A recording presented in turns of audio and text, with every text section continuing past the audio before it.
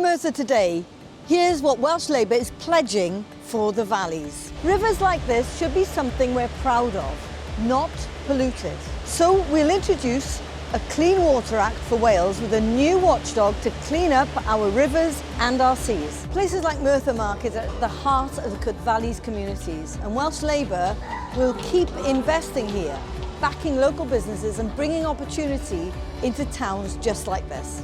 We know the cost of living is still a really big pressure for families, so we're introducing £1 bus fares for under 21s and a £2 cap on bus fares across Wales, helping people to get to work, college and shops without it costing a fortune. And don't forget, record investments in our NHS, action on coal tip safety and a newly announced expansion of the Young Persons Guarantee, which has already helped 20,000 people across the valleys.